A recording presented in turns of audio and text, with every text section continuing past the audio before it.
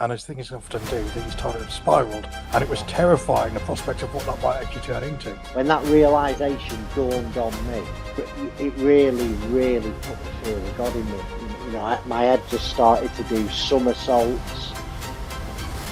Okay, welcome to the Director First podcast. And today we have invited one of our clients on who has recently been through a dreaded insolvency. And he's going to tell us a little bit about his experience, tell us exactly what went on with his liquidation, how it made him feel, how he's got through it, and we're just going to have a natter. So I'd like to welcome to the podcast, Lee. Thank you so much for joining us, pal. No worries, Chris. Nice to speak to you again. Top man. Well, listen, first of all, mate, I mean, we don't need to go into big detail about the company or sort of, you know, the nuts and bolts, but can you sort of introduce yourself and tell us a bit about your business before you had to put it through an insolvency process? Yeah, of course. So I was running a business as a service provider, and I'm doing relatively well, I thought, but then started to fall into a little bit behind with some of the payments on things like the corporation tax and the VAT. And as things often do, these started spiraled, and the more I got behind, the harder it was to keep up with the payments. And it got to a point where, frankly, I was quite panicked by the whole situation. And obviously, I think, Chris, as you know, I'd been looking around at trying to find ways to get through the problems, and there's not much help out there. And I'd come across all sorts of scam-like websites offering to buy your company for £1 if you gave them 4,000, and it was terrifying, the prospect of what that might actually turn into. And I was so close to doing it, and then luckily, obviously, I came across your site, and ever since then, it's all history. I appreciate that, mate. How did you sort of start to realize that your business might not survive? You know, what was it? Gradual? Was it sudden? What was sort of going on? It was gradual. I think taking little bits extra out every month, trying to cover additional bills and that sort of thing. And then as that grew and grew, and I just started to realize at, some point about a year into it, it was like, holy Moses, I've got another corporation tax bill coming up, and I've not even paid the last one. And then I started to look back at what else hadn't been paid, and it just became crystal clear that I was in a really bad place. I'd been borrowing more money to pay the bills, and it just was digging a hole deeper and deeper. And I knew it wasn't feasible to continue. Now, obviously, when that sort of, and like I said, I've been there. You know what I mean? I've been there. When that realization dawned on me, it really, really put the fear of God in me. My head just started to do somersaults. When you sort of started to realize that, what were your biggest fears? I think my biggest fears were, as you say, I was panicked. I was scared of what might actually happen. And I think the biggest thing I was worried about was actually getting jail time for it. Having read up on things like malfeasance, and there was an article in the paper about how unreasonable kind of prison terms were for this sort of thing. Someone that had been imprisoned for rape the same day as a man got imprisoned for malfeasance, and the malfeasance guy got 25 years for 90K's worth of debt when a rapist got 7. And it just put the fear of God into me. I just really wasn't sure what I was going to do. I was really scared. It's like, I'm one of those guys that has a little ailment or an ache and a pain, and I will type into Google what's going on, and then I'm thinking, shit, I need to get my affairs in order here. It really, the internet is a frightening place to go, and that's sort of how I created this. It's like I was in the same position as you. I'd ran up some HMR series. I owed a supplier. It was more sudden, my insolvency. It were like things were going okay. Government changed the goalposts. Things went to hell in a handbasket literally overnight. And then I start looking at things and I'm like, crikey, it says that website says something different to that website. Oh, I'm going to ring a few of these people up, these insolvency practitioners. And they contradicted each other. And I'm thinking, this is really bad. This is really bad. All of them spoke down to me like I a found exactly the same. naughty schoolboy. criminal. Yeah. You know, I'd not set out to do this. You know what I mean? It's like I'd ended up here because the rug was pulled under my feet. So it's there's so much conflicting advice out there, and what people really need is a real no nonsense approach. Listen, this is the problem. This is the likely outcome. Here are your issues. Go through them and go, okay, that's an issue technically, but how bad a problem is it going to be? And I'm not going to go into details with yours, but one of the big things that people have that can become an issue is an overdrawn director's loan account. Okay. Yeah. You go on the internet, you even watch my stuff on YouTube and you go, oh my God, I've got a director's loan account. A liquidator's got to try and get that director's loan account off somebody. Okay. But as long as the director can evidence that they have no recoverable assets, they may have a mortgage, bit of equity in the top, they might be married, so half of it goes to their partner, they've got credit card debt loans. In lots of cases, an overdrawn director's loan account gets written off because there's no hope of recovery that is made. An insolvency practitioner is still going to get everything on file, okay? But as long as you do the work with someone like me, first of all, either you know it's going to get written off, or you know you're going to pay for something and you'll pay it over a period of time. But it's all about getting clarity on these types of things. And the prison thing worried me as well. I think I'm going to jail. I'm going to end up homeless.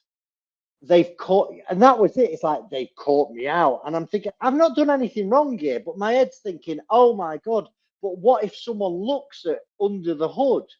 Yeah. Because it's like, you know, and the reality was actually very different. You know, I've got a real good track record of catastrophizing about things in life and being wrong.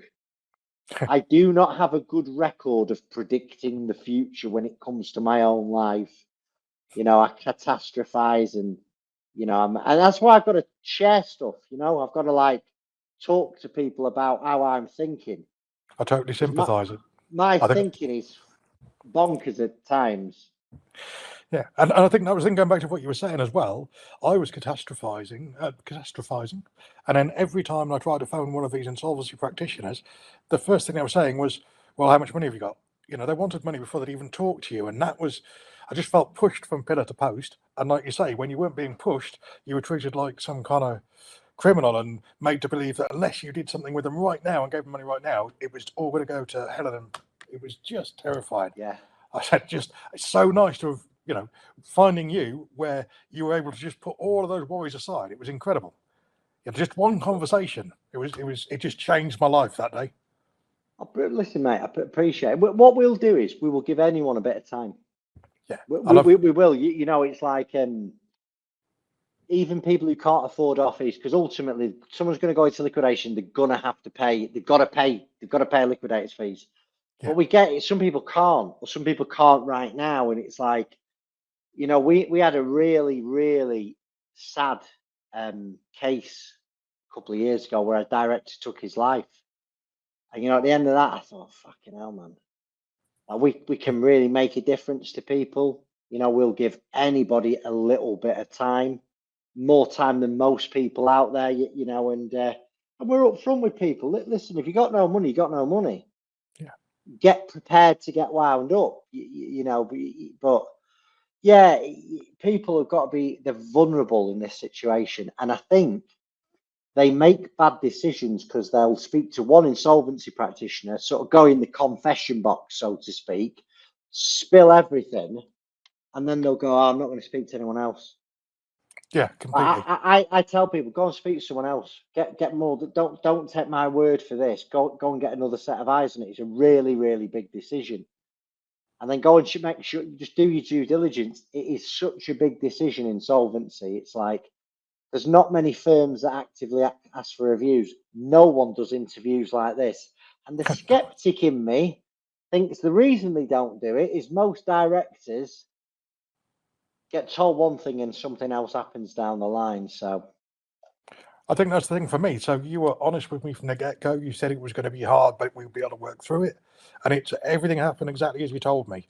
You know, I'm not just trying to butter your muffin. It was genuinely great to actually speak to someone who's going to say, right, this is what's going to happen here, and this is what's going to happen there, and you're going to need to do this then. There's going to be a fuck ton of paperwork, all of that sort of stuff. But it was honesty, and that, you know, sometimes that's just what you need. I don't need someone to fluff me, making me think that it's all going to be all right when it's not, or that if I just hand over loads of money, it's all going to be sorted. You know, knowing what parts of it needed to be done was a real help. And that's it, isn't it? It's like I've always found that I've been running my own businesses for 25, and I'm 42 now. And the amount of people I can count probably on two hands, the amount of people in business I've come across that do what they say they're going to do. That's mad. That I've been in business for 35, coming up to 20 years, because most people are full of shit. It's funny, isn't it? And they can't help it. Like they literally cannot help it. And it's like, and I still get, I mean, I have high expectations of people, and I still feel after someone, whatever it is, and it's like, they're another one, you know? Yeah. It doesn't take a lot to rise above competition, I don't believe. Like, you don't have to, just basics, innit? Pick the phone up, be straight with people. If there's a problem, deal with the problem, you know?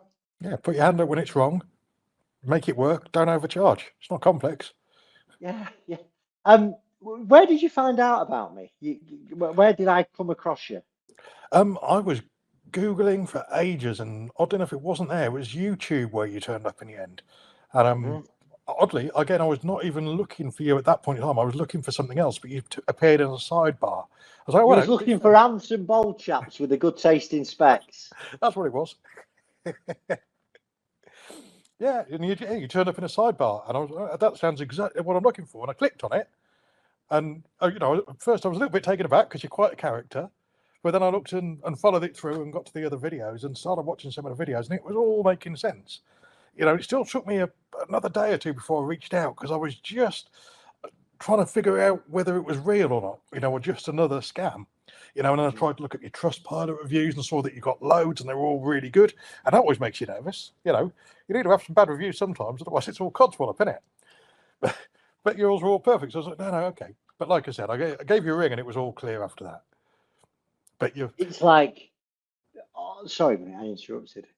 No, I was just going to say, the thing that made it tough was that you didn't appear in the Google thing, which is no complaint.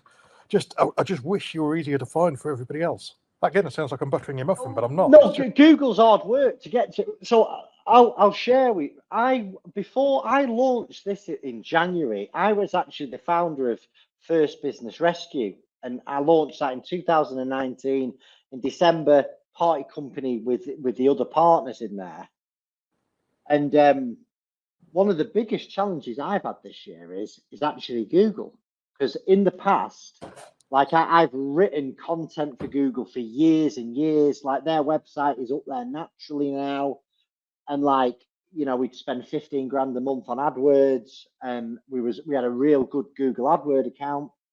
So if someone types in liquidation advice, pre-pack liquidation, bang, I was up there.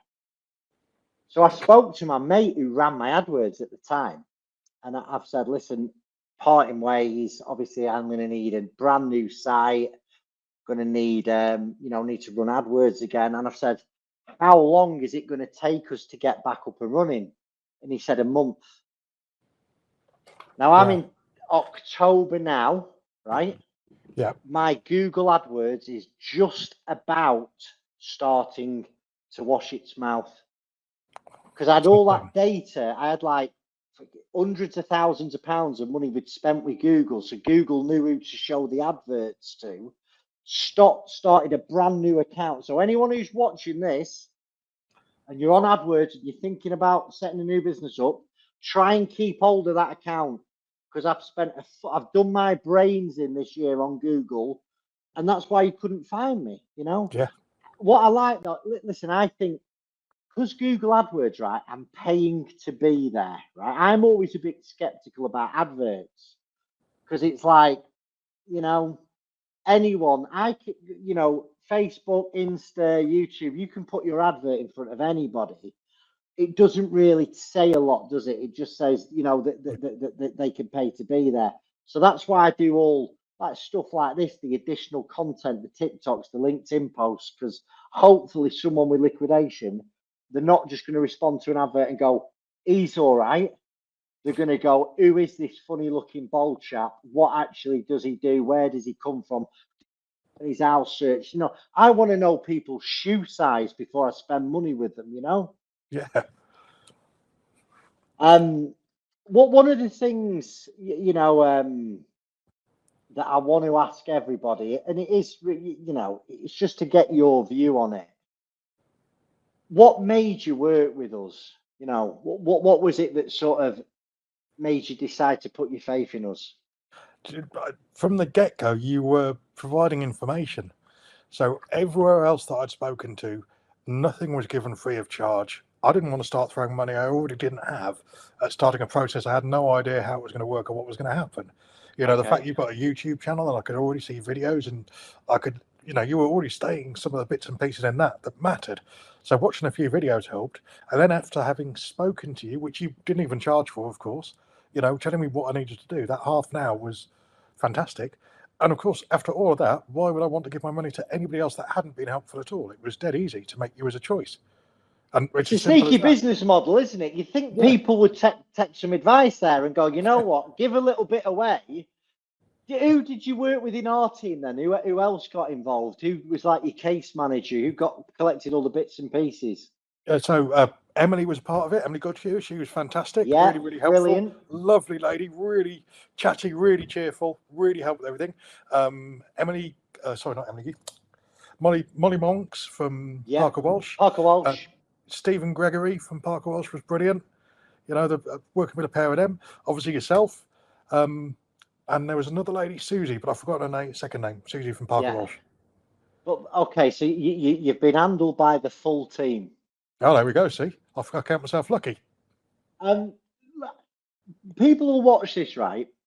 They have no idea what liquidation is about. They'll have an idea of what going into liquidation is about, and more often than not, it's wrong. Okay, Can you tell us what the process was like, blood and guts, of sort of picking a phone up, getting a proposal, and actually going through a dreaded, because people dread these things. What was it like? Creditors meeting, paperwork. It was, again, surprisingly simple. It wasn't necessarily nice, but it was simple. So from the first, putting together the initial pack with Emily about what I think I owe to different people, adding up what I owe to HMRC, filling out the Excel spreadsheet, kind of coming up with figures that were frankly scary as well. You know, it was frightening to see, and then start to look at the personal side of things as well, and adding that all up, and that was, that was a rough start. But then from the second that was handed over, and Emily had been and had a look at stuff, she sent it on to Molly, and then I was getting a bit worried because I was asked for, you've got to do a thing with your passport and send it over WhatsApp, and then I went back to being really, am I sure I'm doing the right thing? This feels a bit sketchy. Why am I sending someone a picture of me holding my passport? It feels like I'm just opening up a can of worms. But of course, it's fine. It's part of the ID process that you have to go through, and I'm without it, you can't continue. And then after that, Molly sent me this crazy 16-page long document, which was kind of pre-filled with a bunch of information. I was told to go through and check what was right and what was wrong. And again, I was just nervous at times. I was like, "Wow, what if I get this bit wrong, or what happens if I write this number too big or too small, or some of this is just guesswork." So I'd phone up, and Stephen or Molly would give me no, just write this in there. We could put this bit and make that fit there. Just super helpful all the way through all of that side of things. And it took a while to fill out the paperwork, but then after it was done, onto the next stage, and then you're going to get all the meeting requests for the directors meetings.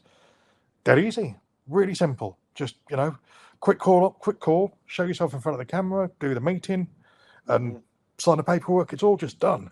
And again, I cannot say you hit the nail on the head when people are so scared of what it's actually going to be like to go through, and actually it's not scary. There is some uncomfortable bits. Let's not beat around the bush. There's bits where you have to look at what you have made mistakes in and quite how big those mistakes are, but it all gets worked out in the end. Go on. I mean, you don't have to go into like exactly what happened, but tell us the challenges. What were the bits? You know, what were the bits that were unpleasant? Because that is what people really want to hear. Well, I think for me, as you've already insinuated, the overdrawn director's loan account, when I figured out quite what a hole I was in with that, that was terrifying. And I knew that was something that was going to be difficult to recover from. The VAT, the corporation tax, into the over 100,000. It was a horrible number to be looking at for someone that didn't have a lot of money spare anyway. And that was what was really difficult to approach, was that side of things. But the filling it out into the paperwork makes it real. That's the thing, is you might have an idea, but actually having to write down different lines, different bits of this, that, and the other, and starting to get to the nitty gritty, and that you get to the bottom and you get that total figure. That was real hard. I think, and for people that are watching here, right, they're gonna, these things called overdrawn loan accounts, right? They're gonna get mentioned, okay? But what they can't be done, you can't skirt over them, right? Now, obviously, with other guys, what we do is we go through it. We find out what you can afford. We find out whether you have any, assets. We find out your assets and liabilities. We literally go through everything. I remember this when I said, "Listen, Lee, stop. We need to check this bit out." Yeah. If you're going through liquidation, right, and you're with someone, you're not working with us, it's no issues, but you've got to bottom that thing out. And what you'll do is, all insolvency practitioners have got the discretion to sort of get a deal done in principle. It's always on the basis that you've not lied to them, and when they look under the hood, you've not nicked £500,000 and bought a villa in Marbella. But not many people have, right? Now, when they're attacking, wrong word, when they're trying to recover a director's loan account, you have got more chance of getting a deal done if you declare it up front and don't move forward with that insolvency firm until they've looked at everything, checked your accounts, gone through assets and liabilities, income and expenditure. And at that point, it'll either be, right, I can offer X amount. If you've got a lot of wealth, a lot of personal assets, it's a big problem, because that insolvency practitioner, really, if you don't get a deal done, they'll make you bankrupt. Okay. It doesn't happen very often. Okay. In most cases, they'll accept some type of settlement. The wealthier you are, the higher percentage of a settlement that you've got. But really, really important, you don't move past go until you've done this with the insolvency practitioner. It's like I cannot. It's every day, every single day. I will get an inquiry of someone I've spoken to in the past, or someone who's now getting really hounded by the insolvency practitioner for an overdrawn loan account, that's found my videos somewhere. It can all be avoided, right? But you've got to be willing to have that difficult conversation. That's it. It's looking at it and going, it's not pretty, right? But no insolvency is. No, I think that's the thing. It is messy, and it's unpleasant. But if you don't move forward with it, if you don't start to sort it out, it's only going to end up being messier in it. That was the thing, And I think that when we started speaking, it was a week before the crazy lady from HMRC knocked on my door and scared the life out of me with a big demand in her hand, and I was able to turn around and say, "No, I'm working with someone now," and she went, "Oh, okay," and left. Yeah. That was it, just that simple. It was terrifying. I didn't know if she was going to try and come in and start taking stuff, or making lists of what she wanted. The HMRC, they just want to be kept in the loop. The worst thing you can do is bury your head in the sand. Yeah. Because if you bury your head in the sand, it just forces them into acting. So it's a lot of the issues in insolvency, not on everyone. I mean, some insolvencies are just fraught with problems, and there's like the directors in lots and lots of trouble. 99% of the directors I speak to, honest people, their business hasn't worked out for whatever reason, and they've had to appoint a liquidator. Looking back, is there anything that you would have done differently in the business? What sort of lessons have you learned from this that you can perhaps take into any new ventures? I think the biggest thing is actually making sure you've got a decent accountant who's keeping on top and guiding you in advance of what you need to be doing. That would be one of the biggest things that I felt I was missing. It's all very good when the accountant turns up at the end of the year and goes, hang on a minute, you've got to pay this, this, and this. Whoa, where did that come from? Why weren't we talking about this earlier in the year? And I think that's huge. So surprises are never a good thing. So having somebody that knows what they're doing and keeps you up to date with what's coming in, what's going out, and what you need to save, what you need to put on this, what you need to put on that, one of the biggest things. I think the other thing is far more caution taken over billing cycles and things like that, making sure that everything is done correctly. That was a bit of an issue as well, with things, a couple of bills going missing, leaving me a bit more in a hole again, and not really being able to keep on top of that. And I just think the answer is if you don't know what you're doing, ask somebody who does know what they're doing to do it for you. I think it's a false economy trying to save by feeling you can do it yourself sometimes.